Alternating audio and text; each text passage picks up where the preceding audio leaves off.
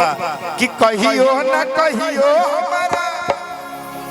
सबसे ट्रेंडिंग भाई हमारे लिए सब लोग आओ तो मंच पर, लेकिन यूट्यूबर भाई इतना लोग बा कबो क्रेडिट कोनो कलाकार ई ना कहला कि केकर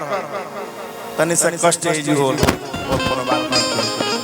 ना ना ना एकर कष्ट लेवे के कोई जरूरत नहीं है। लोहा ऊपर से किस्मत लिख के लेके आइल बने। आज जे कलाकार राउर गाना मंच पे गावे लागे नो तो समझी हाई करे जा रहा चोर। मैं आपके लिए दो लाइन कहूंगा कि कहियो ना कहियो हमारा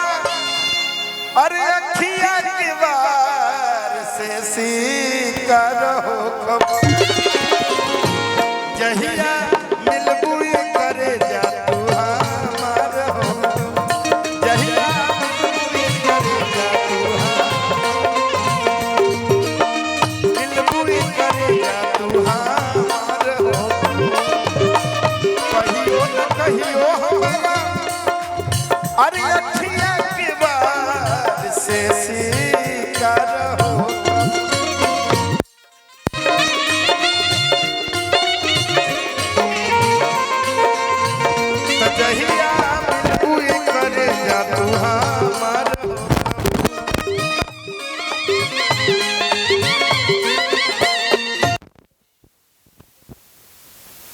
प्यार मिलता है, लेकिन ये एक यूट्यूब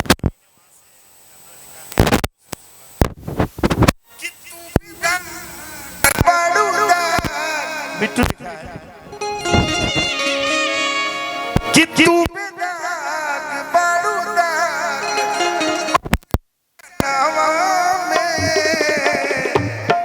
जन का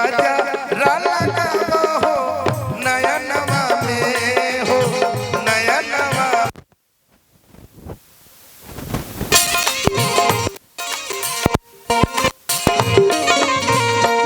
जब से हंसलू हे मनवा में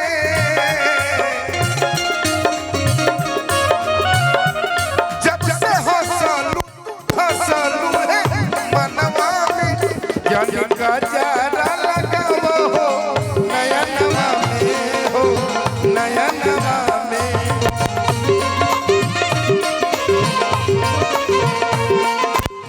और दिल लगा लिया है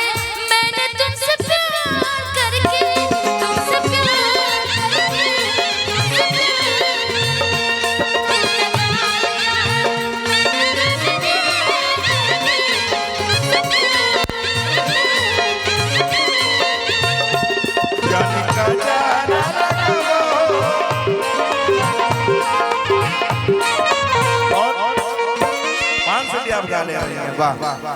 अरे लल की टिकुलिया लागे पूनम के चांद हो रची रची तोहके बनौले भगवान हो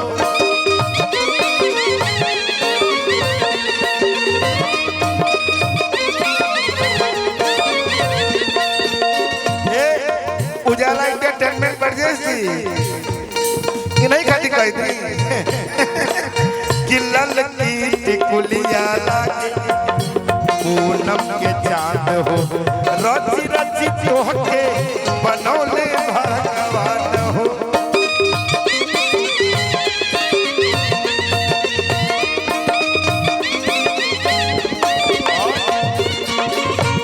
जब से हंसा लूटू धसलू हे मनवा में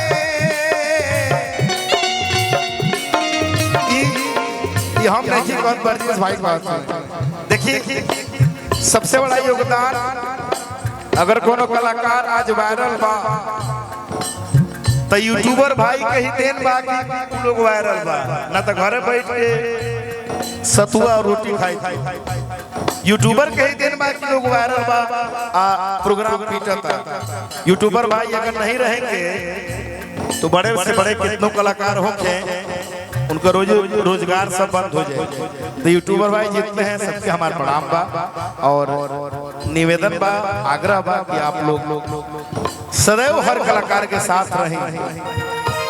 जब से हंसलू तू धसलू हे मनवा में जन का जरा लगाओ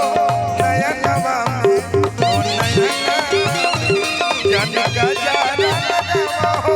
नयनवा में ओ नयनवा।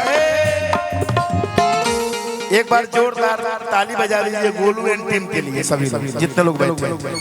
जो म्यूजिशियन।